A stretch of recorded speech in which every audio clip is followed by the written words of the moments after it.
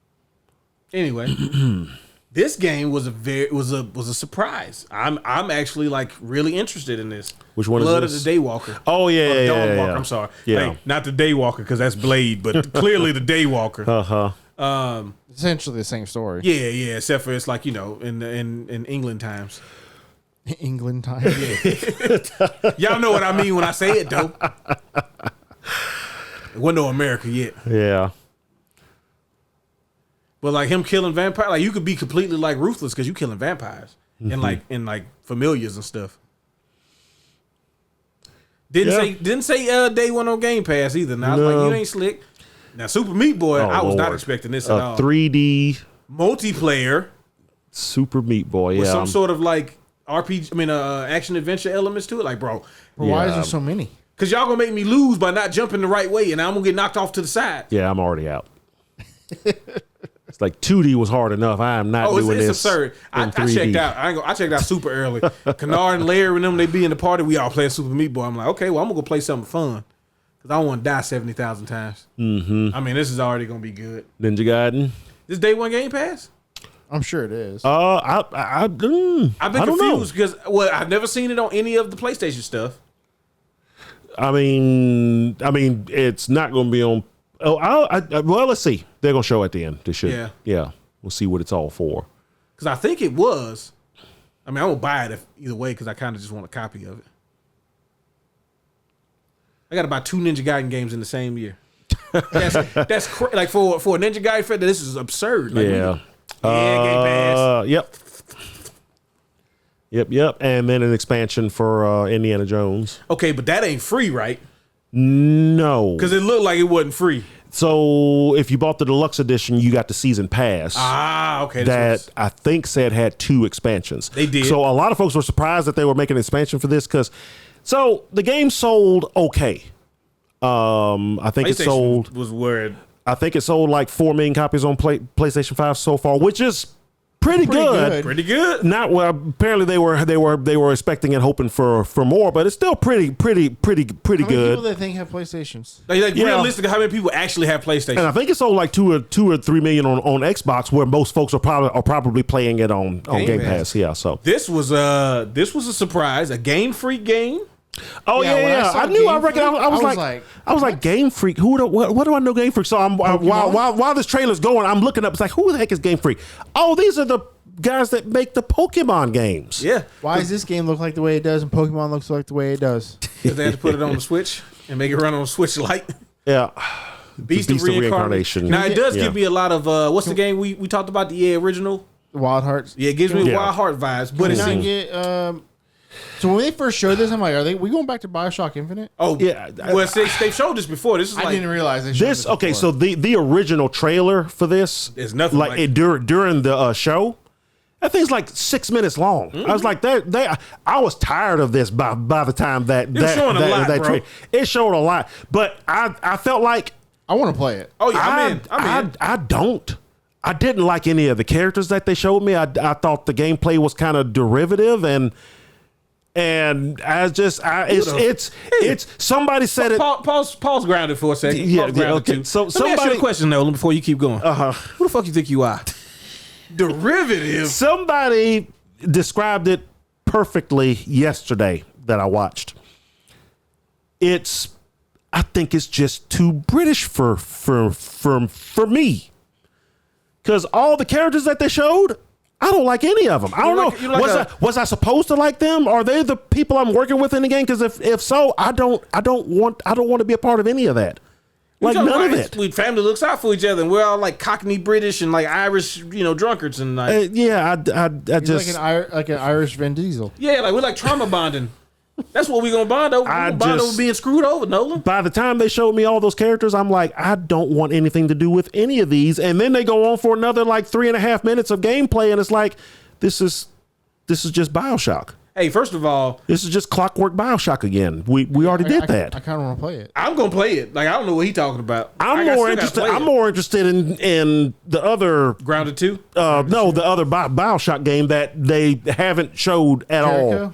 Yeah, Clive Barker's Jericho. No.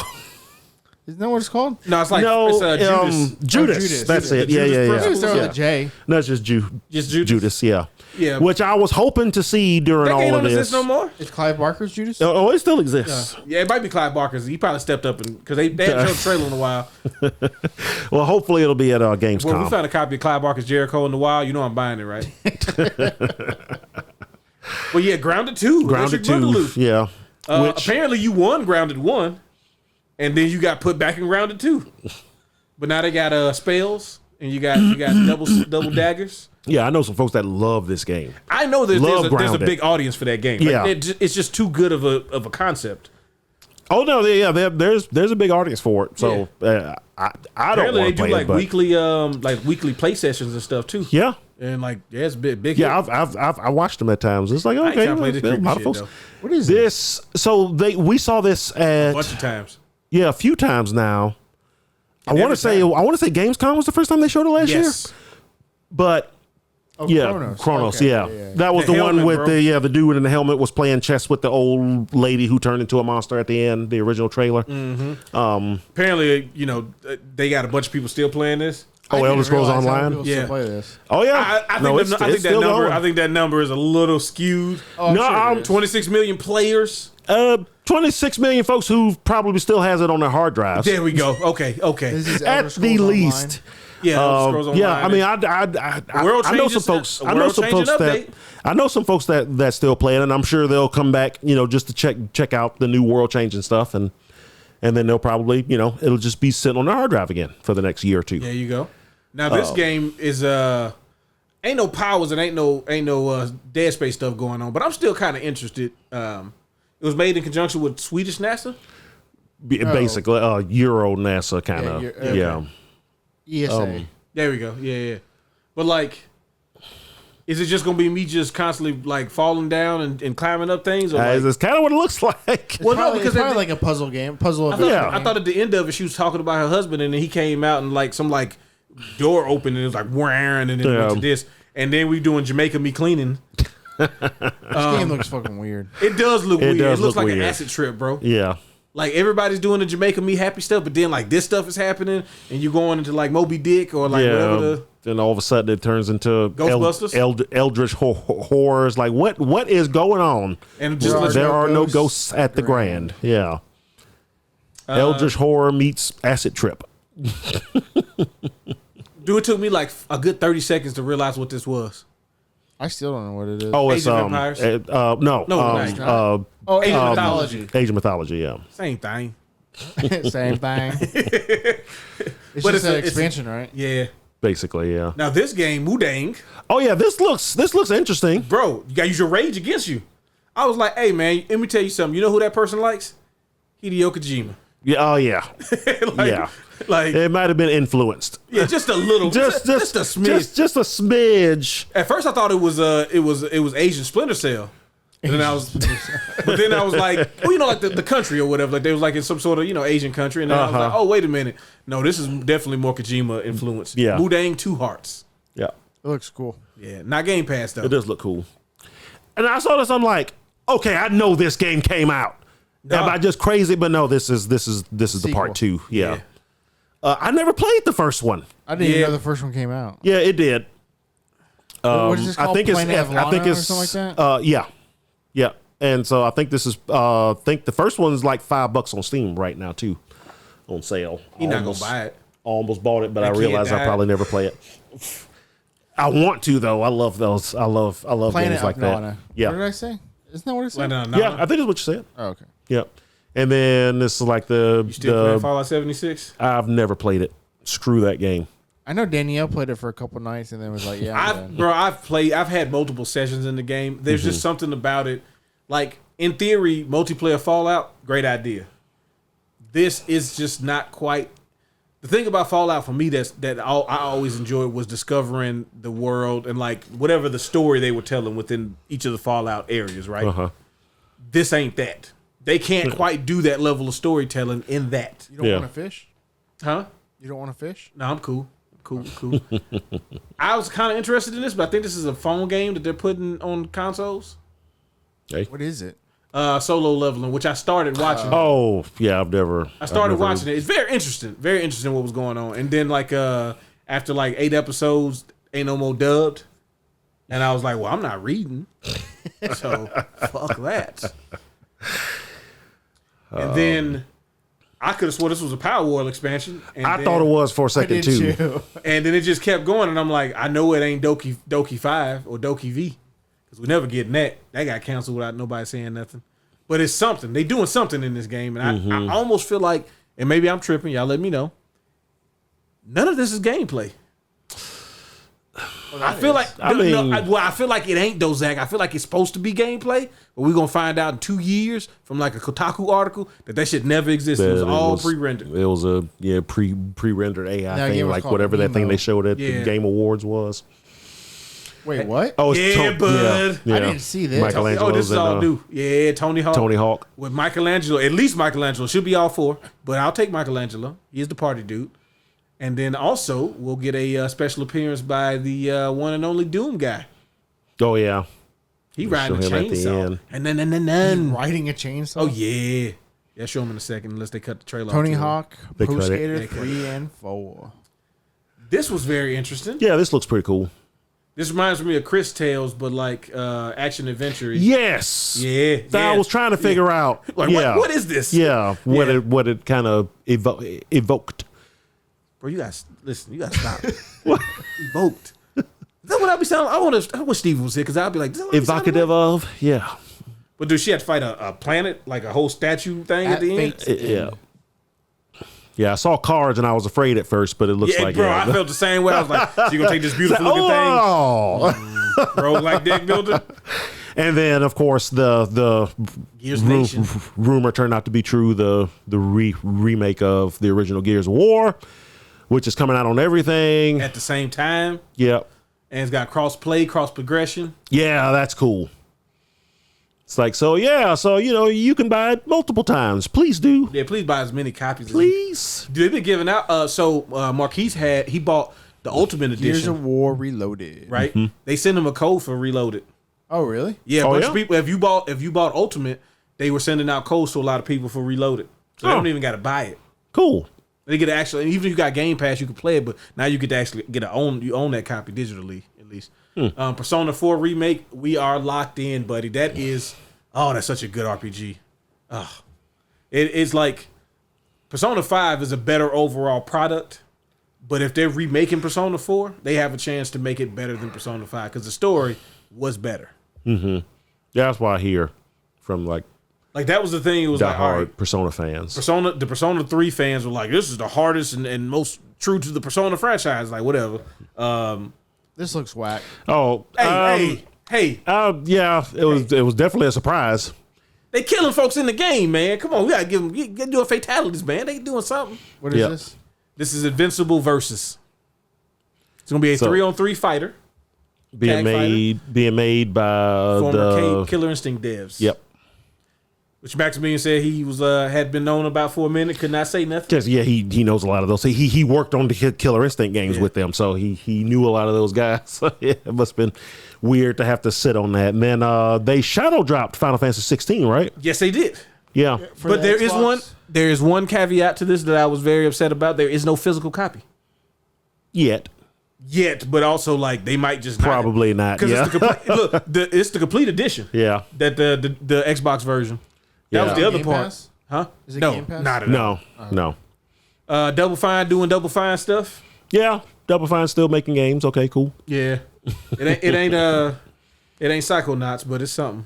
I mean, you just got a new one of those a few years ago. You should be glad you got that. I mean, we weren't supposed to get that. This looks like the same universe almost. Bro, it could definitely kind of does, yeah. But I kind of want to play it. Like, I feel like it would be a nice, like, change of pace game. Like, it can't be that long. Yeah. Keeper. Yep. Yeah. You playing as an actual moving lighthouse. But the bird is doing something and it started evolving and made a nest. It went into an egg. I don't know what's going on. Yeah, I have no idea what's going on, but it looks. And the most ambiguous trailer that we've seen in a while from Xbox. Which one was this one again? Oh, this is Call of Duty Black Ops 7. Oh, that's right. Yeah. That's right. I thought it was like some weird inversion game. Bro, I thought it was the Blade Runner game that I heard about back in like 2006 in GamePro. I forgot what I thought it was originally, and I was like, Bro, I was Call so of Duty. Yeah, then they show the logo Call of Duty Black Ops 7. I'm like, Yeah. Well, it's a sequel to Black Ops 2. Black Ops 2, yeah. So that's what all of this stuff was supposed to be a callback to. It's like, bro, Black Ops 2 came out and I wasn't a parent. Like, bro, what do you want me to do with this? Yeah. So, like, I didn't have a PC yet when Black Ops 2 came out. I guess Microsoft was just like, yeah, screw the NBA. We showing this here. Yeah. they haven't also done the weird. finals thing anymore. Technically, the finals are technically happening right now. I mean, they are. Yeah, yes. but I don't think we're going to get to the Summer Game Fest, bro. Yeah, we got one more. And So it's that 27 was- minutes long. I mean, we can kind of skip through the. Some of the chaff. Yeah, we can hit Yeah. some of the highlights. All right. I've watched so much stuff this weekend. I don't even remember half of the stuff in the show. Now, I'm gonna start off by saying the Summer Game Fest show itself was pretty meh. Yeah. It There was. you go. You know what to start with. It was easily the worst of all the shows. I would say, of all the stuff that I saw so far. And look, unfortunately, it's going to start to hit Not E3. that it was bad, but also it's not like it's Jeff Keighley's fault. It's like, Well, especially this is 'cause- what's coming out. Well, it's after the play. You got the PlayStation showcase or On the state of front play, end. Yeah. like a week before, and then you got the Xbox one like the day of or the day before. The day after. You got the day after. It was that Sunday. No, it was 2 days after. Yeah. And both of Yeah. those were. And Yeah. this is why I'm saying it's going to suffer the E3 fate, which is, remember how everybody had to do their thing as part of the E3 thing? And then at one point, first it was the console makers being like, we ain't got to do it at E3. We can do a separate thing. We'll do our own thing just a couple of days before. Then everybody's kept moving further and further. Yeah, it's ahead like of then like it. EA's doing their own presentation, and then eventually it's like nobody's actually doing an E3 presentation. Yeah. So why would we have E3? Yeah. We got Drakengard. No, I'm just playing. Is that the Game of Thrones? Yeah. Wait a minute. They showed Atomic Heart 2? Yeah. Oh snap! I did not know about this. And it looks actually really good. That ain't gameplay. None of this is gameplay. Supposedly this is all in engine. Yeah, in the engine, yeah, sure. Supposedly. This don't even like the same dude. Which based on the don't end of know that if guy, it I don't is or think not. it is. Yeah, I don't know if it is or not, but I don't see Game Pass on the day one, so I'm already out. I'm not paying you for it. It's the cube. if they let me, set my controls on the PC, I might actually play this one. Because that's the only reason I didn't continue to play the first game. Is this still Atomic Heart? Yeah. No, No, this this is is the called Cube. the Cube. Oh, that's right. Well, this is in the Atomic Heart world, though. Oh, Atomic Universe. Yeah. That's So stupid. it's still it's not clear what it is, but too much. Yeah, it's a separate thing. So yeah, then they announced Two more She-Hulk and Rocket. Raccoon for this game that at first at the end of the PlayStation thing, I thought this is what they were showing. Oh, I did too. I'm like, wait a minute, it's a different mode? Yep. But yeah, Big Invasion, I brother. still can't wait for that one. Yeah, it's gonna be a good time. There's no way for that game to not be good based on my standards Yep. for it. But then this is actually Onimusha. Onimusha. Yeah, he fight one of them big ass things too. All right, the game after this one, I don't know what's going the fuck on. Well, we ain't got to see the Onimusha thing because, like, I don't want to see any more trailers for Onimusha, bro. I'm ready for the game. Mm-hmm. Have y'all seen this? Oh No, I have yeah. not. Yeah. This is the Oh wait, puppet like Punch Out. punch out game basically. Yeah. You got Fulfill Your Destiny. Bro, it doesn't This look is- like gameplay. Yeah, this is supposedly actually what the game looks like. Like Brought to how you by how, Flying how it Lotus. plays. Yeah. Yeah, that makes sense. They like weird stuff. What is happening here? Killer End. The heck is going on in this? I don't know. I don't know. Was this one of those commercials that everybody thought was games, but actually turned out to be a commercial? Yeah, I'm not a fan of those either. Like, they think that's funny. That ain't funny. Killer End. Yeah, I don't know. We gonna skip Mafia though? No, I'm just playing. Yeah, we've seen a lot of Mafia already. I Yeah. know. Yeah, I don't even why they even put a trailer during some like, bro. We know what this is. That seems like it might be cool. The Lego thing. I Yeah. don't give a shit, but somebody's gonna have a great time with that game. Oh, I'm sure. Yeah. Fairly Odd Parents. I don't know what this is. It's not showing me titles anymore. Nah, it's whack. Somebody got lazy. Nicktoons and the Dice of Nicktoons and the Dice of Destiny. Destiny. Oh, wait a minute. It looks like They got characters from all the other Nicktoons, right? Yeah. Yeah, okay. It's like a Nicktoons like RPG. Yeah. Because all of a sudden there's SpongeBob over there. Yeah. With the Fairly Odd Parents. Yeah, it's like a Diablo-esque. Yeah. I'm out. Yeah. That's cool for somebody. Probably, probably end up being on Game Pass. I'll run it with George. Liza It's the Liza P expansion that also shadow dropped that day. Oh, it's out? Yeah. Wow, yeah, that is crazy. Hey, man, you want to see Raggedy Ann? I'm trying to figure out what these games are. Lady Soul? Oh, One Punch Man? Oh yeah, it's a weird One Punch Man. I think that's like an add-on to like some other game or something. Okay, yeah, I'm not doing the Jurassic Park thing. That apparently those games, that's like the third one or something. I didn't know they made a second one. They be moving units, but Yeah. I'm not trying to play them. The second one will jump on Game Pass before the third one come out. Watch. Probably. Because I tried to play the first one on Game Pass, and I was like, this ain't fun. Yeah, this It's is fun for the somebody, but the Scott Seafood Pilgrim. Reich. Yes. And then the Scott Pilgrim. That's gonna be good. Game. Yeah, folks are upset that it's not four players, but I mean, I thought there's 4 players online. as far as I understand, it's only 2. Oh, that's dumb. They fucked up then. That's one of the things that immediately stuck out for that one, because it was one of the first beat 'em ups to start doing that. But I mean, yeah, I'm still gonna rock this. Me and Aaron will play through this though. Scott Pilgrim EX Next year. Uh, The First Descendant. yeah, you can keep going. Oh, okay, yeah, it's just Gone for that. You still doing it? Oh yeah, well, that's Mind's Eye. actually the Can't wait for that. 1.0 release of Scum. Oh, it's officially coming Yeah, out. it's officially out. Get the Yeah. fuck out of here. Oh yeah, Mind's Eye. Hey, Getting Oh, ready. that's right. They were releasing a Casino Royale mission in Hitman. In oh, that's Hitman. right. Yeah. Okay, little Badge Milkerson. Mm-hmm. He's so creepy looking to me. He just looks soulless sometimes. He's just what? I'm Danish looking or forward to something this like that? game. It's Just actually that ship one, right? it's an open beta right now. Oh, for real? It's called Wildgate. It's basically Sea of Thieves in space. Nice. And A it bunch of is teams. super fun. Oh yeah, I did hear about this. Yeah. You already played it? Yeah, I've been playing it. You son of a bitch! Why you ain't say anything, I don't know. Y'all don't play games with me anymore. bro? We talked about playing this game. I've been playing it. You can join. You playing with who? You playing with? People that are online. Random people? Yeah. People that you know. People I know. Yeah, I don't know. I don't want to be no third wheel. I don't want to be the friend from the other friend group. Nah. I'll jump in though. I do want to play. I want to see how it goes. Blighted. It looks like a Hades type game, Yeah. But not Hades. but not Hades. Hades already exists. Y'all know that, right? 3? Oh yeah, this thing Yeah. is ill. Yeah. Ill. Oh, ill. Yes. I'm not playing this. No, I'm not. Yeah, so this is like actual in-game footage. Yeah. There are folks that's been playing it as like closed early access type It reminds stuff. me of what's the game that came out last year? Like Body Cam. Oh yeah. Where it was like the ultra Oh realistic yeah, shooting game. yeah.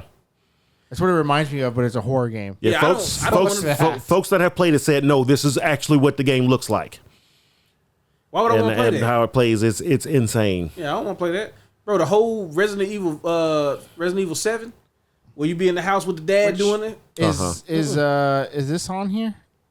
The Resident Evil 9 announcement? It should be. It should be at the end. Last thing. Yeah, it was the last thing they What showed. is this? Is that the Mecha Gundam Breaker? game? Oh, is that? Mecha Break. Yeah. Or Mecha Break, whatever it's Is it called. finally coming out? It's been about Yeah. to come out. Was it a release date? July 1st. July 1st. Okay. Yeah. That's not too far away. Yeah. Infinite Similes. I'm out. Infinitesimal. Oh, yeah, then they announced, Oh yeah, the Street Season Fighter 3, baby. It was so funny because I had just watched him stream. He streamed like the week before, and he said, I got to go. I'm heading to Game Fest, and he just kept telling everybody, be sure you watch Game Fest. Be sure you watch Game Fest. He wouldn't say why. He just said be sure you watch Game Fest. So when I saw him, I was like, oh, okay, this is what he's doing for some summer Game Fest. And I should have known it was going to be a Street Fighter. We definitely ain't getting that Forte now, buddy. I mean, Because they're putting people in who weren't ever mentioned, like Sea Viper was mentioned. Sea Viper's been mentioned in 5 and 6. Yeah, she was. It's like she kind of is finally having her back. Yeah. Sea Viper, Ingrid, and Alex. Ingrid's coming out last. She's the newest. She's the actual new character. She's from Capcom Fighting Collection. Yeah, Capcom Fighting. Fighting All Stars originally, but then when that game got canceled, she got moved to Capcom Fighting Jam / There we go. Evolution. There we go. And then she was also in Street Fighter Alpha 3 Max. Was it Who's the Max next or character? Upper? Max. Okay, that's right. Upper's on Dreamcast, right? Who's the first character coming out? Sagat. Oh, okay. Sagat, yeah. Sagat's first. Yeah. And I think it's Sagat, Alex, Viper to Ingrid, but I know Sagat's first. Yeah, I think Viper's second. Okay. I think it's which folks started to point out with the new update, the season 3 updates with how perfect pairing works and everything, and how you have to hold the direction to do it. So now it's much harder to perfect parry a cross up. Unless the cross up is coming and to block forward and then, do the parry. Okay, fine. Viper, if she plays like she does in 4, she might. The whole thing about her was you didn't know which way to block. Yeah. You are on the ground, she walks up to you, and now you have to guess which way to block. Yeah. Because she may not even know which way of what the move she's doing is going to hit. How do you perfect parry her? She completely breaks the new. We say that. Look, we say that until like top 8 Capcom Cup, and somebody does it like 3 times in a row, and it's like, what? Sure. see, look, you can still do it. Yeah, if you guess correctly. But no, I'm happy to see her back. Again, much like season 2, not really anybody I want to play with. You're not excited for Ingrid? Not really. No. Sagat, I'll give a try. What they showed of him, he looks basically like Street Fighter V. He does. Sagat again. So whatever. Alex, I'll give him a try. I've never been a big fan of Alex, but I thought about it. It's like, I did play a fair bit of Alex in 5 though. So I'll give him a try again. I'd probably jump back and play Sagat. I enjoy playing Sagat. Sagat's fun. He's always just fun to me. Yeah. Even the changes they made in 5, it didn't feel like what they did to DJ. Like where it completely changes the character. Completely different, yeah. It's like, no, he's familiar. He's got some new stuff, but he's pretty familiar. I'm interested in what Alex is going to be. Based on the character archetypes we already have, and then based on things they did with like Manon with the combo grab stuff and all of that. And I'm so glad recently, like all fighting games seem to lean into their wrestler characters being like lean into the pro wrestling personality now side of it and everything. I wonder if he'll do the same thing like Wolf in Virtual Fighter. Who, buddy? But his whole intro, like the whole backstory and intro and everything is like, okay. So, because before he was, pro wrestler guy. Yeah, but now he's like a pro wrestler. Yeah. Wow. Get caught by it. And Sagat stage looks so good. Doesn't it, though? Oh, I love it. That's not even the final version.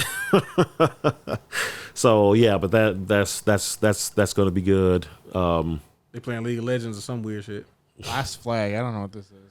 I never saw this. Like Capture the Flag game. Yeah. Yeah. All right. Wu-Tang Rise of the Deceiver. Oh, this game looks fun. Yeah. I mean, does it? Yes. Do we actually see the game? Or just the name of it? No, they show the game in the trailer that I saw. Yeah. You just look like beat 'em up almost. Sponsored by Ghostface Killer. I mean, it could be another Wu-Tang Shaolin style. I would have been on board for that, but Yeah. We'll see. I don't know what this is. Guild Wars. That's still a thing. Oh wow. Oh, I think this is where I fell asleep for a few minutes. Yeah. That Reasonable. Makes sense. Got Star Dive, Tom and Jerry. Into the Unwell. Ah, okay. Yeah, they got dark in Tom and Jerry now. It's looks like almost like in Cuphead style. Yeah, like a 3D Cuphead. Oh, we got 3 players? Oh, okay. This might be fun. Yeah. We'll have to keep an eye out on that one. Splitgate 2. Splitgate 2, Which is on Game Pass already. It's free to play, right? Yeah. Okay, yeah. I think so. And then Project Century, which now has a name. What is it called now? Stranger Than Heaven. Yeah. So like the first trailer was like, was it 1902 or something like that? Oh yeah. And yeah, this skips up to 1940 something. We dodging bullets. So we're moving through generations apparently. So that's probably why they call it Project Century, because you'll end up like at the end of the 1900s by the end of it. Looks like you're playing like a, somebody in the same lineage. Descendants, of the same bloodline or whatever. And then so the long form trailer, when they're showing the guy walking through the office and everything, for like a second I'm like, what is this? Yes. It kind of looks like RE Engine, but no. But then when they show the girl and her hair, oh no, this is definitely Resident Evil 9. Yeah. This is 100% Resident Evil 9. Playing as an Ashcroft. Yeah. And then they say there's going to be some other returning characters. For those who don't know, Ashcrofts are part of the people that founded the what ended up becoming Umbrella. Yeah. They were a big issue in Resident Evil Code Veronica with creepy Captain Crunch looking dude. You're like, oh man, he talking to his sister. Oh, come on, dog. You living like that? Yeah. But then actually his sister does exist. Yeah. So supposedly Leon is going to be in this game. They keep saying a legendary RE character will be playable. Yeah. Will be in the game. They haven't officially said if they're playable. Supposedly is Leon, and from the folks who got to play it, I think the embargo went up like yesterday or Tuesday. They were saying that it's first person and third person. You can switch at any given time. Yeah. And they were like, there's something that's chasing you that is reminiscent of the lady, vampire lady. Big lady? Big lady. Or like X, Mr. X in Resident Evil 2. Or, but the thing is more, it's tall and more xenomorphic. Yeah. Like it's crawling around places. Did they briefly show it in that trailer? No, this is from folks that played it. Yeah. They showed something that was crawling around. Oh, well, yeah. I'm not sure if that's the... No one's confirmed that sure that's what the thing is. Everybody else says it's like... It's something else. Yeah. Like we haven't seen it yet is what they're saying. But from what I hear, that's like the very beginning of the game. Mm-hmm. And I think they make it like, because a lot of folks were kind of disappointed when they were hearing like the first gameplay. Folks talking about the gameplay. It was like, so yeah, you're stuck in this hospital and something's, a big monster's chasing you and everything. And it's like, really, we're doing that again? But I think, but some folks, including me, when I heard it, it's like, I wonder if they're doing that to kind of make you think, oh, this is just going to be, Resident Evil 2, 3 or whatever, where you're being chased the whole time all over again. And then when you get out of there, the game's going to turn into something completely different. Yeah. I'm hoping anyway. That's what it is. I mean, it's Resident Evil. It's gonna. They're sending her back to where her mother got murdered, which was like, why would you do that? Is like, which makes me think at the end of that game, the black guy's going to be like the bad guy. That thing, like your boss. Oh, okay, yeah, the thing in the hall. This thing right here, right after this scene. Yeah. Yep. That thing is nasty looking. Yeah. They say you can hear it coming from like it, it's doing like Mr. X where it's following you and it's popping up. Yeah. But like you can hear it like chittering around and stuff like that, and then it just kind of, hey, what's up with you? Yeah. So finally they showed it. Everyone known it's been in existence for forever. But here it is. Well, they were all talking about how we're gonna get another remake, or I still think that's coming. I mean, they're showing. I mean, eventually you end up back in Raccoon City. It's kind of like a remake, huh? Because they're showing the police department like there. 5 or I still. I still think the 5 remake is coming. Oh, it's coming. That's definitely like coming. I feel like we're not getting a Code Veronica remake. We might get a Code Veronica port. Maybe like a Code Veronica export. Maybe, yeah. But Resident Evil 5 is coming, and maybe the next like remake after that would be 1. Yeah. Because the Resident Evil 1 remake that's gonna happen. Because the original 1 remake, which a lot of folks are wondering. So anybody that played Resident Evil 1 remake, the GameCube game that's been on other stuff since, the monster that they added to that, Lisa, the one with the potato sack and the walk around in the stocks. Some folks are wondering. since this game takes place in Raccoon City, or seemingly parts of it does, because they show where the bomb went off in 3 and RPD and Leon's Jeep, still sitting in front of it and everything. So it looks like at some point you go back to Raccoon City, or what remains of Raccoon City. Yeah, I always thought about this too. That when I seen it, I'm like, because I saw some people talking about they nuked it. It's going to be nothing left. I'm like, hey man, they dropped a nuke, and I'm sure all of the main zombies that were pretty much congregating outside, I'm sure they died. I'm sure they got vaporized or whatever. But I would be hard pressed to believe that something killed them all, got everything. Like, something survived. As some folks have been pointing out, Lisa was knocked down a hole in Resident Evil 1 remake, where she could have very much survived. Yeah, and so it's like clearly some of the research got out. You think we'll see her again? It's like, you know what? I kind of hope so. What if she's the thing that you're running away from? Be the thing that was doing that, because when she showed up in the first time I played through that remake, which by the way is still fantastic. Yeah, still good. Tank controls and all, still good. I mean, burn the zombies. If you want to play Resident Evil 1, but like want a better version of it, go and play the remake of it. Although the first game still kind of holds up. No, it sucks. The tank controls I know is something you got to get used to. But that release 1 version 1 Resident Evil 1, that sucks. I still play it. Well, Wesker gets murdered. Like it's you almost a Jill sandwich. You're right. But the first time, Lisa, so you go on to it's like a whole new part. It's like, oh, okay, this whole part is new. And I remember I heard something. And I'm like, what is that? And I didn't see her coming around the corner. And when I looked up the hall and you see her start just like shuffling up the hall, I lost it. I was like, what the hell is that? I'm running toward the camera trying to figure out how the hell to get out of there before when you moved and the camera angle changes, now you moving back the other way and she's still coming. You can hear her changling on. Yep. Oh my God. Yeah. So, but yeah, that would be interesting. So, she better not be that thing, because she became like I won't say benevolent, but like she really wasn't like a monster trying to kill type of person. She was like, they did experiments and stuff. Yeah, wasn't she? Yeah, there was something kind of sad about her. So she had a disease, and they used, because they were always trying to figure out like basically how to make somebody immortal. That's the whole basis of Resident Evil. If you guys are wondering like why do stuff be happening, a few people decided we gonna figure out how to make ourselves immortal.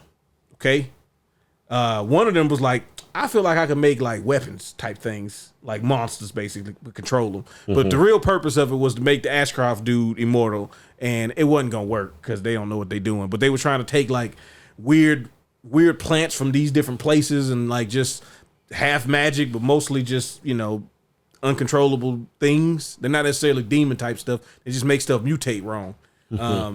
And so they were using test subjects, and Lisa was one of the test subjects, and they was like, well, she got something that made her kind of disfigured, so she's ugly and nobody cares about her. She's been abandoned, and we gon' yeah, but she was basically immortal and invincible. You couldn't really do anything to hurt her anymore. Yeah.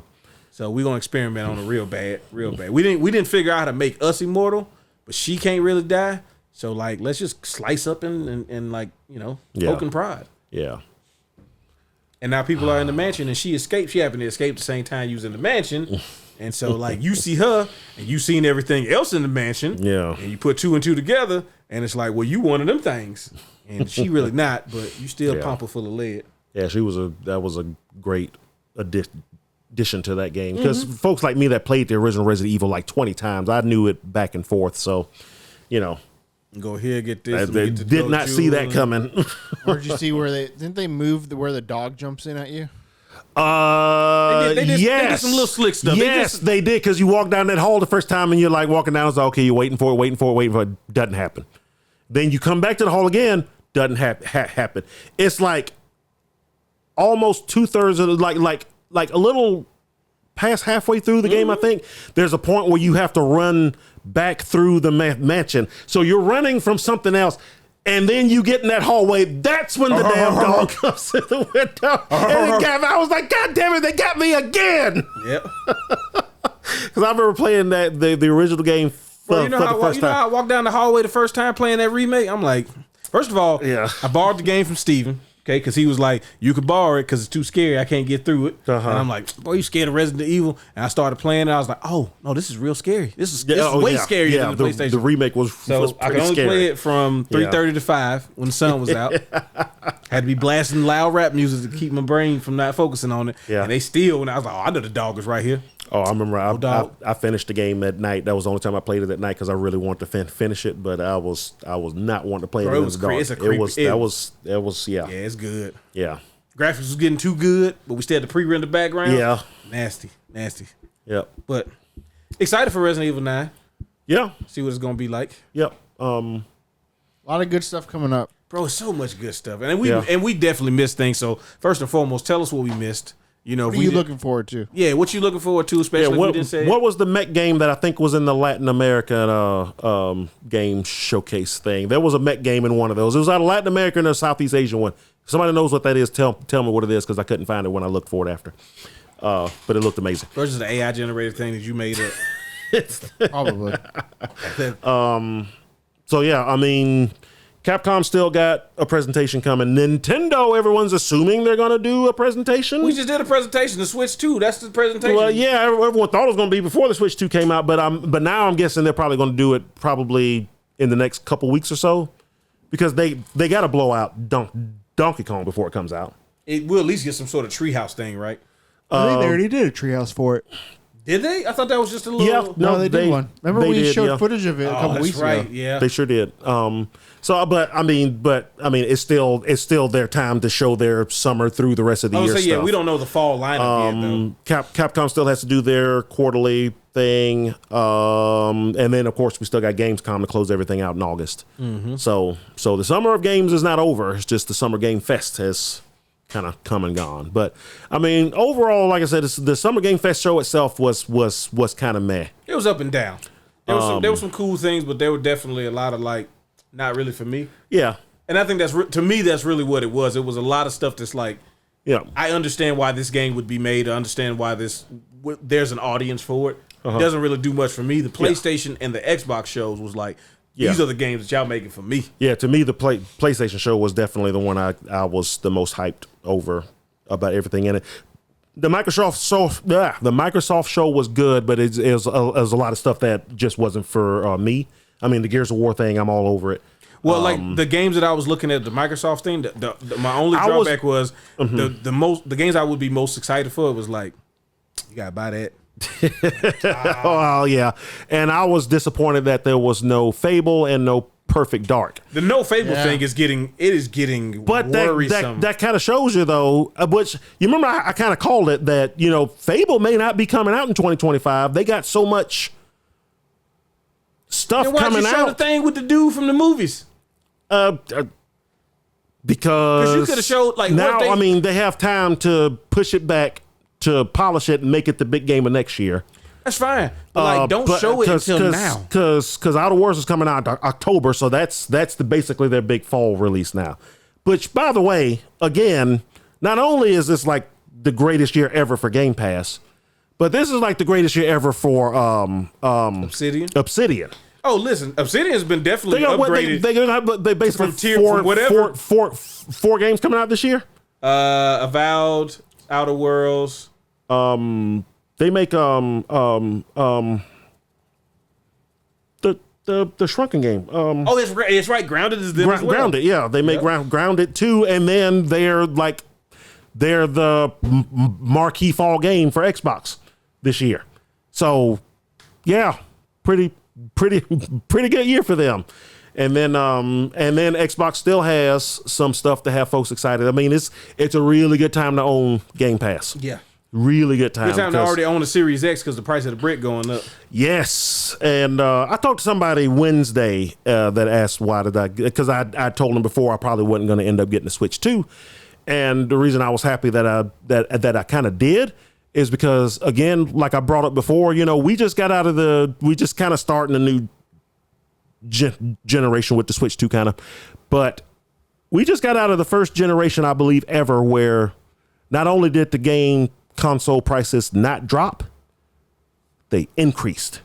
Nasty of the nasty. And it's like, you know what? Getting a Switch 2 now just saves me for if the price increases, which it may yet still. Me and somebody were talking about this the other day. The Xbox One and the PS4, they never really dropped in price, did they? Yeah, they new did. versions. The old versions. They basically new versions of it, yeah. Right, but like when the PS4 Slim and the Xbox One S came out, they hadn't changed prices, right? I want to say they did go down. I want to say they went down. Not when they first came out. No. Like the PS4 Slim, when it came out, it was its price point, and it never dropped, right? Oh, from when it came out. Right. So, yeah, it was lower than the original PlayStation, but it never went down from there. Yeah, because I think really the price drops were like... And then it actually increased when the PS4 Pro came out, right? Yep. Well, yeah. And then the One X. Yeah. Because I think the price drops would have been for like used systems and stuff. Right. Yeah. I think market. I think that's the only part that dropped in price was the used market. Mm-hmm. The new ones stayed the same price. They never dropped. Yeah. And then also... They haven't really dropped prices since the PS3 360 era. No. Yeah. I mean, they pack in games. The Switch dropped prices though, didn't it? It did. Yeah, when the OLED. Yeah, when the OLED and They dropped about 50. the Switch Lite and then the OLED and the original Switch, I believe, went down $50. It's always been at some point. $300, right? No, it was $350 when it first came out. Was it? Yeah. It was still like, it's a new system. It's only $350. Yep. And he's like, and then it went down to $300 when the lights came out, I believe, and then the OLEDs, and then the OLED came out, and that was like the more. It was $350. Yeah. No, it was originally $300. I remember spending $350 on it. I never got one because the stock was the original price for the Switch was $300. The original price for the Switch Lite was $200, and the original price for the OLED was $350. Shit's changing, bro. It never changed in price. Yeah, I didn't think it did. Maybe you got a bundle? No, they didn't offer bundles when they first came out. No, sure didn't. Not until Christmas time. The Mario Kart bundle and then the Mario. It launched. Whatchamacallit? March 3rd, 2017 at $299.99. I didn't think it dropped in price or changed. I thought I remember it going down in price for some reason, but yeah, maybe it didn't. But either way, now we're in a world where stuff don't drop in price. Stuff not only is it not dropping in prices, they're increasing it. You gotta be early adopters, otherwise you pay premium. Yeah, that's actually one of the reasons I'm glad, because now there are some folks who are concerned that are waiting until games that they want to come out for. Those games come out. Well, not only are those games probably going to be $80-$90, but the console might be $500-$550 at that point. Honestly, I think the Mario Kart bundle is the way to go. It's the clear way to go. But don't forget, they aren't doing that forever. Pretty much after the summer's over, that's done. So you got to hope there's another bundle. Yeah. There will be. It's gonna be a Metroid bundle. Whatever their console, whatever their big fall game is, and I don't think it's going to be Metroid. I mean, it may be a new Mario game, but I don't know exactly what it is. I don't think it's going to be. I'm gonna tell you right now what it's going to be. Metroid, though. Okay, listen to me now. Believe me later. The holiday bundle game for the Switch 2, Star Fox. The thought has crossed my mind. It's like it is time for a new. You're gonna get the option to play voice acted mode, or yep, because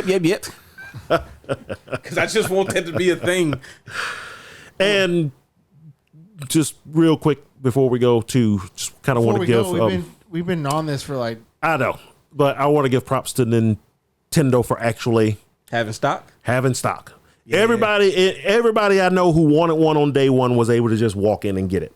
There are places I've heard in like larger metropolitan where they sold larger out. Cities it was sold out. But I went and bought a Pro Controller 2 Saturday at the only Walmart that still had them, and it wasn't in like the little cabinet or whatever. So I went up to the counter and asked if they had one. And when she went to go look, she opened up the little cage to look in there, and they still had 2 Switch 2s in there too. I was like, dang, they still actually have some. So man, I ain't gonna lie to you, my boy. I've been thinking about it, but I'm just like, I kind of. Yeah. So I was happy about that. If you look at the secondhand markets for Switch 2s, they're only going for like $600, $650 or something like that. Yeah, no. Why? Because there are places where they like if you live in a certain like for example Atlanta, they sold out. Yeah, you couldn't find one in LA sold out. New York sold out. You know, big places like that. So if you want one, but they aren't going for like 1,000, 1,200. Buffalo. Oh, gee. I mean, take a quick jaunt. Yeah. I mean, it's probably worth it. It's probably cheaper. It's cheaper gas to drive, next town over. New York gas prices? I don't know. Like $17 a gallon, bro. 8. 10? I'm just playing. Anyways. No, but yeah, they actually did that. So I do want to say it looks like their whole plan of flooding the market so that everybody who wanted one on day one could get one. They actually did it. So I just want to. Yeah. Yeah, I wasn't going to believe it until I saw it. Yep. And it happened. More or less. So now they're hard to find. But, it'll be restocked. Yeah. Oh, yeah, I definitely think there will be some restocks. Yeah.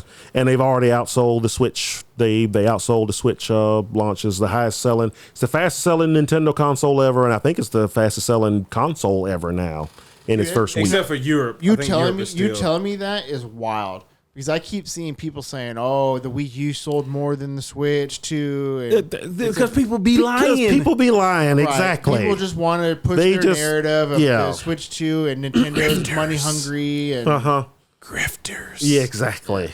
Like, just stop. It's like, come on. Like, why can't you just? If you don't like it, you don't have to like it. You don't have to like it. It's fine. Slander? But why lie about it? But I make ad revenue for making these hate-filled videos. Exactly. Yeah. And making content about the fact that Nintendo's washed, it's over with. Like, oh, God, it's so nasty. Yep. So go outside, bro. Touch some grass. Touch some grass. Interact with humans that have nothing to do with video games. Yes. And also that is not a requirement for your occupation. Yep. Okay? Like, find those people and then be like, oh, I'm wild. I get it now. Yep. But appreciate y'all tuning in. I know this was a long one, but we had a lot of shit. Yeah, a lot of stuff talked about. Yeah, no, there was technically still condensed it just for you. Yeah. So let us know in the comments. You want to have 33 could have been 2 hours. It could have been. Let us know. Let us know in the comments if you want us to do a full. Because I would love to do a full deep dive, dedicated episode into to just that game. Yeah. Like I'm ready for it. It's really good. Playing it right now. He said he playing it. He might be. He might not be. Skip the first hour, Steven. Hopefully he's at least at the end of chapter 2. I knew he was getting close to the end of chapter 1. Yeah. So either way. But yeah, here's Summer Game Fest is passed, and here's looking forward to hopefully anything that we didn't see will be coming up in. I got too much stuff to play anyway. So. Gamescom, we'll see. So Tony Hawk 3 and 4 about to drop. I got to run through that. Yeah. Yeah. Michelangelo's and I got no choice. My boy, I got to do it. But yeah. Let us know what you found to be really fun and what you're looking forward to. Even if we didn't show it that way, we can go back and look at it. We'll look at it on the next episode. Yeah. Share, like, subscribe. We gotta get close to 500. We're gonna get there. They moved up 1. So tell a friend again, and we'll be back next week. Peace.